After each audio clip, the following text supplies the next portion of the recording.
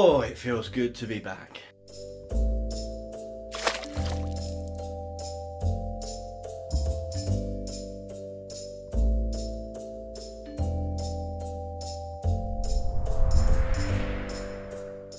Hoi hoi folks, welcome to today's video. I'm Sean, aka Uncle Frogface. Sorry I wasn't around last week, so for regular viewers, yes, I've been off slightly ill, a bit of a throat thing. It's not quite resolved, but you know what, I can talk and that's the main thing. And today, I've got a whole day to myself just to be playing with art stuff, or as one of my patrons recently said, creating art mischief. So that's what we're going to be doing today. I've got something that I've been wanting to show, well, since Christmas actually, which is when I requested it, and when a lovely person, husband, bought it for me for Christmas. So today we are going to open and review and play around and create some art mischief with the Himi Gouache set. So this is the 24 colour set. Obviously, if you've seen any artists on YouTube, you will have come across these at some point. They've been on my list for a while and I've held off for a couple of reasons, but I'll tell you why I've decided to actually go for these when we start opening up and having a look inside. But you can see it's still got the plastic on it, so I've not properly opened it up at all yet. I've not even looked inside at what the brushes are or anything. So that's what we're going to do. I'm going to turn everything around, get the camera all set up, and then we can start and open this up and have a proper look inside at the Himi Gouache paints. Okie dokie, apologies if you can hear any noise outside. Again, there's building work going on. What is it recently with building work when I'm trying to film things? Anyway, this is the Himi Jelly Gouache set. So, I don't know if I mentioned jelly before, but these are the ones that come in the little, like, pudding cup things. So, this is the green set. I know it comes in different colours, but had to get green. It's my favourite colour. I mean, personally, I would have gone for a much brighter green, but this is the pastel green that it comes in. And you know what? It's the box. It's lovely. It's really heavy. Like, getting this at Christmas all wrapped up and then thinking, what on earth is this? It feels like a book. It is so heavy. And I know that the actual pots inside are not small. There is a lot of paint in here. So I'm going to, first of all, let's get this plastic off.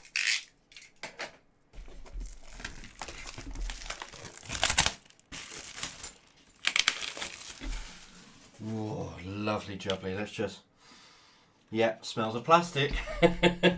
I've said this before, I'm a professional idiot. Please don't sniff your art supplies.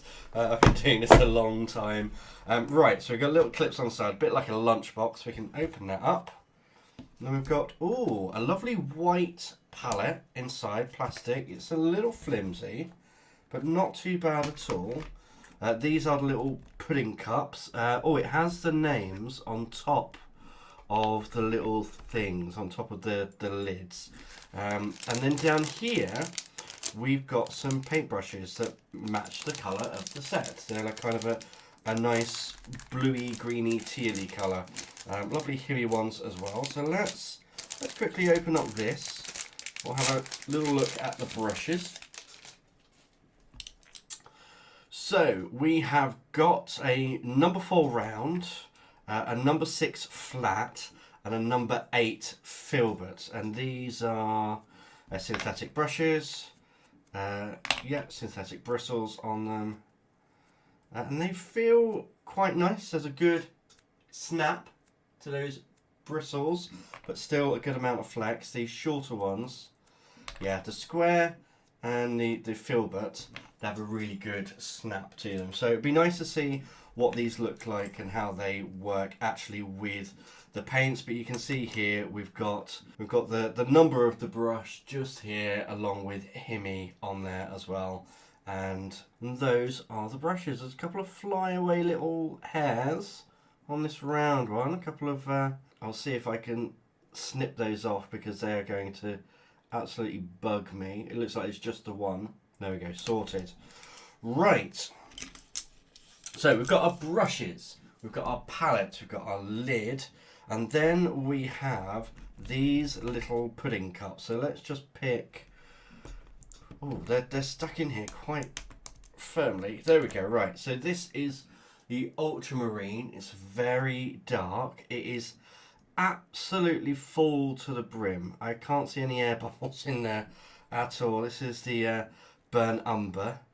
Look at that there. I actually think if I put the lid back on this just for a second and turn it over, yeah, it's got the colours here, but they're not going to be in order because this is three rows, whereas this is 4 down here, so they're not going to be in the correct place. But at least it gives you the names of the colours. This is why swatching is so important, and I will definitely 100% be doing a swatch card for these. But first of all, we have the satisfaction of opening these up. So, you know what? I'm going to take these out and I'm going to line them up in the positions that they're going to be going back in. So, like this. So I can open them and put them back into the correct place. Right, if I slide this back just a little bit, there we go. You can see we've got all of these pots here. It's hard to see from above, so I'm going to turn a couple of these over just to show you what I mean here. But this is the way the colours have been laid out. And I don't think this is how I want these colours laid out. They're a little bit too spaced out. It doesn't feel like they flow very well. So what I think I'm going to do first is go ahead and make a new order for these. I'm going to figure out how I want them to appear in the palette, and then I will open them up and put them in place. There, so I think this makes more sense in terms of having all of the colours grouped together, because we can go over the yellows. We've got a mid, a warm, a cool, then we've got orange into reds, into warms and cool reds, and we've got our purples into blues, into greens, and then we've got our more earthy tones, and of course black and white down here. So that, in my brain, that makes more sense. I'm going to quickly grab a palette knife and also some wipes over here as well, because I want to get as much of the paint left in the pots as possible. And you know, this is not like a yogurt. I'm not going to lick the lid of life. So we've got, in fact, you know what I'm going to do? I'm going to draw out my swatch card first so that I've got the colour names. Then I will open the tops. Okay, so these have all now been turned back over. I've drawn out a swatch card over here. I'll explain a little bit more about this when we come to actually swatching everything out, but we need to get these prepped first. So, just like a little pudding cup, this, I feel this is going to be a messy experience. I can't even get this lid off. Come on. There we go. Ooh, look at that. There we are. Great. And this is exactly what I want this palette knife. I'm just going to scrape whatever's on the lid off and back into the tub so that we're not... It's only a small amount of paint, but you know, as Tesco say, every little helps. That's a supermarket in the UK, by the way, and that is their motto for those of you that don't know. But yeah, this is what I'm going to do. I'm going to go through and clean the lids off as much as I can, and then pop the pot in its position like that. Nice and simple.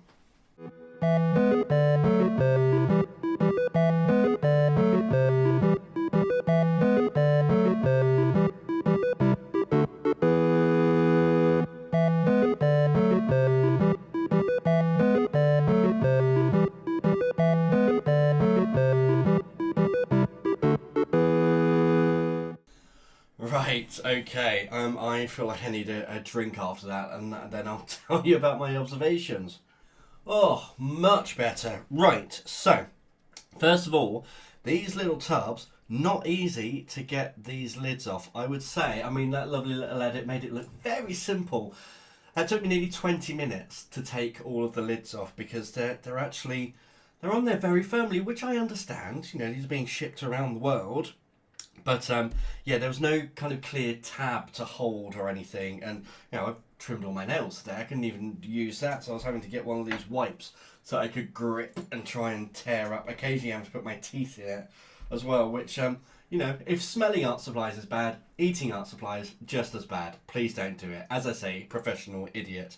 So yeah, it's also very messy. So I'm generally quite clean when I open new supplies. I want to try and keep them as pristine as possible. Hence the palette knife and taking as much paint off the lids as possible. But yeah, you can see I've already got it over my hands and my fingers. It is what it is. I've got to try and dispose of all of these lids without getting paint everywhere. And then the final thing that I want to point out, and I'm going to bring this up so you can really see. Can you see on several of these colours, here, here, here, here, here, here, here, here, it's more than half the colours. The pigment and the binder is separating. Again, to be expected, these things are in storage for quite a while. The pigment and the binder is going to separate it. It looks like a gum arabic binder. So what I'm also going to do before we start swatching is I'm going to go through and I'm going to mix all of these together just so that everything's nice and evenly dispersed. So I'll just use some cocktail sticks or something for that. I'm not going to bore you with all of that, and I'm not going to edit me going through and stirring each one. So I'll do that, and when we come back, we'll start looking at this swatch card and getting these colours onto paper. All done. There we go. So they've all been mixed together, so none of the binder is separated now. Interestingly, doing this, there is a real variety of consistency, or should I say an inconsistency of consistency, in that some of these paints are incredibly thick, some of them not so thick. So for instance, this blue, this green, the white and this yellow, all actually very, very thick paints, almost like a mustard consistency, like a thick condiment. Whereas the rest of these are much looser. They're more like a cheap mayonnaise or a ketchup. I think food is probably the best analogy for these. But yeah, that's all of our paints. We're all set up. Now, let's get on to our swatch cards. So as you can see, I've written the names of all of the colours on here, and it's the same as they appear in this thing. So important just so we know what colours are what. I've also put a black line of Posca pen in each swatch box and let that fully dry, and that is because gouache is opaque. It's an opaque watercolour, so you can do watercolour techniques. I've just noticed a little hair in here, so I'm just gonna get that out of the way. So essentially, you can do some watercolour techniques and do washes and things like that, as well as having its own attributes. It goes on very thickly. You can mix colours very well with gouache. So as part of the testing for these paints, I want to test each colour's opacity, and I'm going to do that by going over the black line and just seeing how it goes. I will also do a little bit of a wash with each of these colours as well, just to see how they handle water. So if I move this just there, bring that down here, I'll use the flat brush. I think that's going to be the best one for this. I've got a couple of tubs of water, one to clean the brush, one to activate paint, and then we're just going to go through and swatch.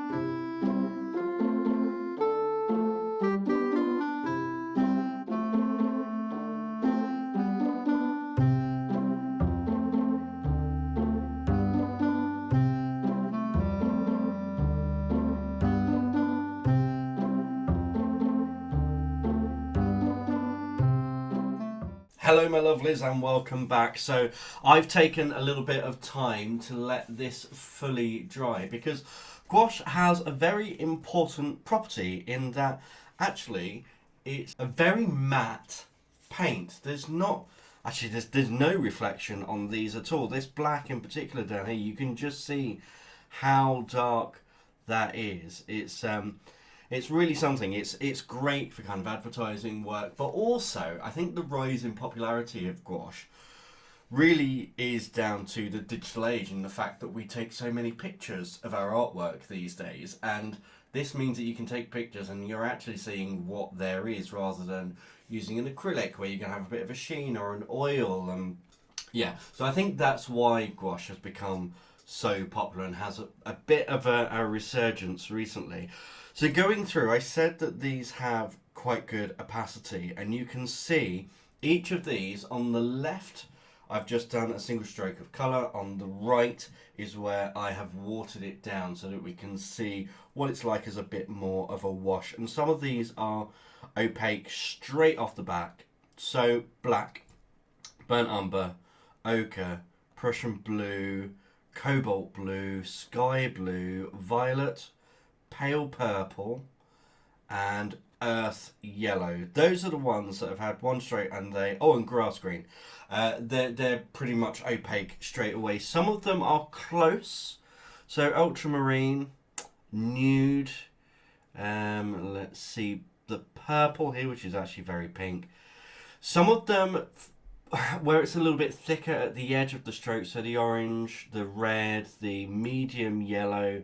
There's also some opacity there, but that's where you're going to have to kind of do a couple of layers. The white actually has very good coverage. You can see down here the black is barely showing through at all. Why is this important? Why is it important that we do swatches like this? Well, this is what the colours are actually going to turn out like, but it also gives us a clue as to what order we're going to use paints as well, and which ones might need additional coats to make it more opaque and to build up colour. Let's talk a little bit about the brushes as well, because I used the flat brush through that, and you could see as I was using it, it got very, very dirty. The water I was using turned a horrible muddy brown, which water will do and paint also will do if you're mixing warm and cool tones together. That's where you start to get really muddy colours. But you can see I've given this a clean. And I've really given this a clean with some Masters brush cleaner. And compared to the others, yeah, it has stained, but it's perfectly clean. And that really is an issue with white bristled brushes, is that they do stain, and then they're not that pristine thing that you bought straight away. But you know what? It's a tool. It's a working thing. It's going to happen like that. So that is my take on the paints so far. I really want to use these in a full piece.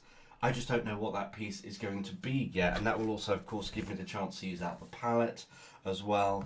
So I think what I'm going to do is spend a bit of time thinking about what I'm actually going to paint, do a little bit of a sketch, and then I'll come back and talk to you. It might be later this afternoon or this evening, could even be tomorrow morning at this point. But I really want to make sure that I'm taking time to use these to their full potential and do something where I'm pushing myself a little bit more than I usually would.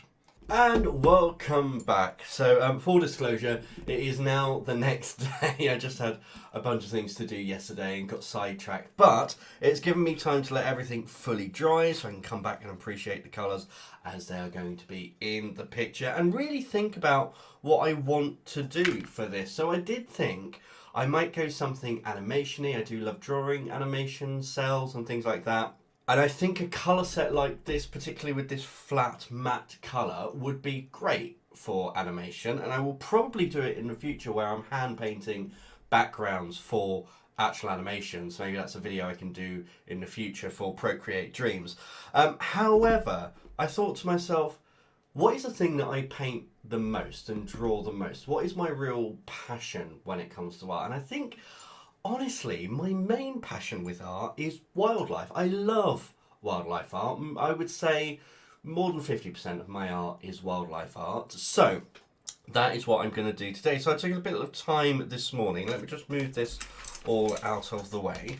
Took a bit of time this morning and did a little sketch of this. So this is a red squirrel asleep in its little nest, or dray, which is the term for a red squirrel's nest. So this is what I'm going to do, and this is on watercolour board, so it's very thick. So I'm not going to worry about stretching this or taping it down or anything like that really. I'm just going to go in as is. So I have sketched this all out just with standard pencil because I want to see how the pencil reacts with the paint. Usually if it were a watercolour I would sketch this out using, well, coloured pencil, because coloured pencil doesn't run with water. Of course, you know, there are pencils that are watercolour pencils. I do not recommend those for sketching at all. So I'm going to approach this with a little bit of trepidation because this is it's not a new medium for me, but it's a new set of paint. So I want to kind of go in tentatively, take my time with this. I'm going to make sure between every layer, I make sure this is fully dry. So I expect actually this is going to take me a while. It's not going to be one of my standard 20-minute paintings. This is actually going to take a little bit of time, and I want to see how much I can push this, what I can actually do with these paints. So that is the plan. Without further ado, I'm going to go and make myself a cup of tea, make sure I've got everything set up. I have got a bunch of extra brushes over here as well, so I'm not restricted just to the 3 that come in the set. I've already got my water already set up to go, and yeah, I'll make myself a drink and get cracking. But before we do that, did you know I have a goal this year to get to 10,000 subscribers on the channel? And it's so easy for you to get involved and to help and to join the Frogface family. All you have to do, you see, just down there, right down there, there's a subscribe button. Just click it.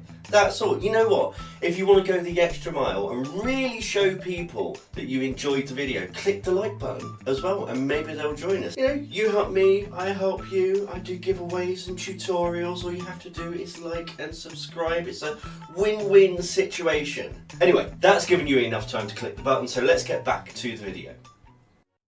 Now I have to say, I genuinely really enjoyed doing this painting, and as I said, I'm going to take my time on this, which means that actually I've had to edit this down quite a lot, otherwise this video would have gone on super or it would have been a whole blur and you wouldn't have seen anything that was going on. But anyway, I'm starting this off very simply, just with laying in some base colours, and it's going to be kind of this red for the red squirrel, and a kind of nice, I think I'm using the jade green in the background and adding a little bit of tone whilst I'm doing this as well, but not a huge amount because I want to build this up. You know, I want to spend that time really working on it. The paint actually is very nice. There is a little bit of a learning curve when you first start to use it, having that kind of, is it going to be really spreadable with water or is it not? Yeah, you just have to have a little bit of a play and see where it's going to go for you. I decided on this as well because predominantly, obviously, the squirrel is warm tones and oranges. I wanted all of my shadows to be in blue. So this is the Prussian blue that I'm using here. And really easy to build up layers of colour on this. I was worried that as I was putting wet onto dry, and I am leaving it for quite a while between these sections so that everything can fully dry, and using my hairdryer as well to make sure that it's fully dry. I was surprised at how well the layers go on without really lifting any of the paint underneath. It means you can always do like a glaze like I am here and putting in this warmer yellow tone over the whole thing. It just works very well. Now that I've kind of got my base colours in, it's easier to go in and start defining a little bit more, adding a little bit more hue variation through the fur of the squirrel. And I want this to feel more illustrative. So I love realistic artwork when it comes to wildlife. I really enjoy putting colour into wildlife art as well. But with this, I wanted it to feel like it was a children's storybook. So that's the feel that I'm going for. I want it to have this little bit of whimsy as well. You might be wondering, Sean, why are you putting in lines and squiggles of blue? Well, I'm working both on the background and the foreground at the same time in this. So those lines in the background, some of them are going to be distant twigs and branches in the background. Some of them are going to be in the foreground, and then the blue splotches, I kind of want to give this feel of like a licheny moss there as well. So that's my base for that, so that I can come in later and add a little bit more detail and just add a bit more variety and interest to the outside of the picture, towards where the squirrel isn't, the more of the background section. The branches, some of the ones that I want to be in the foreground, the few that I've got there, some of them I'm just going in and adding some more detail so that it separates from the ones that are really in the background. And this is what I mean about that extra detail on his lichen moss. It's just a small thing with some very watered down bluey white paint, so it's that very white blue with extra white put into it. And it just makes these lovely details. And then I'm bringing that into the squirrel as well. I want there to be harmony in all of the colours here. I want it to feel nice and cohesive. Don't want anything to stand out at all. So that's what I'm doing there. You can probably hear as I'm talking, my voice is a little bit hoarse still. So I'm not going to talk all the way through this. I am going to apologise several times for the fact that I keep leaning over a little bit too much, and you're getting lovely shots of the top of my head and all of my grey hairs as well. But I am going to kind of leave a little bit earlier than I usually would and just let you enjoy the painting process of this. I'm literally just working on details now. There is a section in this where I have to be very brave to paint in some pine needles, and you'll see what I mean when it comes to that section. But as Bob Ross says, you know, you have to make those big decisions. You have to be brave and barrel ahead, barrel forward, and get it done. Also, last thing to note is I realised at about this point that the ear was way too big. So with the opacity of this paint, it actually allowed me to go in at quite a late stage and correct that. So see if you can spot where that happens. But I'm going to leave you for now, and I'll come back at the end with my final thoughts on the piece of art and the paints themselves.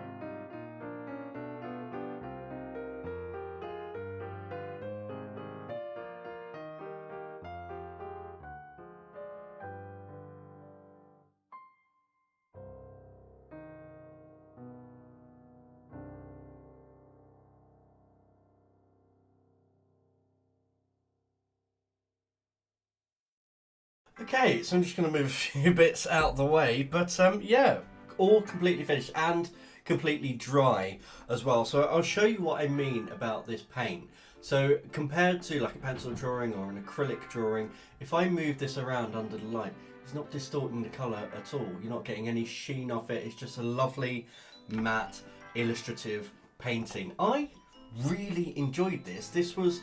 Yes, there's a bit of a learning curve with gouache, so I would recommend if you're learning gouache to do lots of studies, but it is really, really fun to use. And because you can use it like watercolour, and there's so much in here, but also apply it quite thickly, this is going to last quite a while. So this is a smaller set. I know there is a smaller set than this one as well, and then there's a much larger set. And Himi aren't the only company that do this. There are other companies that do these jelly pots of gouaches. I think it's fair to say that this set has reignited my passion for gouache, and I'm definitely going to be using it much more in the future. I actually want to try this on black paper as well because of the opacity of it, so I've just put an order in for some black watercolour paper just so I can properly test this out, and mixing it with watercolours as well to see how that works. So lots more experimentation to come, believe you me. A few things to point out, of course, the brushes, these have just been kind of rinsed as I've been using them. Yes, they're very stained. I will give them a good wash with some Masters brush keeler just to see how they turn out in the end. Also the palette, you'll have noticed halfway through that I cleaned the palette because it's getting quite full and I wanted to kind of change everything up and have a bit of a freshness. And yeah, there is staining on here, but this is a white plastic palette. I mean, that's to be expected. I don't think I own a single white plastic palette that isn't heavily stained, so that's absolutely fine. The other thing as well, the consistency of these paints, obviously they were left overnight having the tops taken off, with the lid on, of course, but they have become thicker. So I can, yesterday, if I'd have done this, a lot of them would have kind of slumped down and been very gloopy. They have become much, much thicker, which is good. And eventually these will dry out if I don't use them all before that point, which is going to be a hard task. There's a lot in each pot, but they will dry out. But that's absolutely fine. Just like watercolours, they can be used wet like this, or they can be activated with water and used as dry pans, essentially. And you can get back that jelly consistency fairly easily. But for now, I really hope you've enjoyed today's video. I really hope you've enjoyed the artwork. And until next time, goodbye.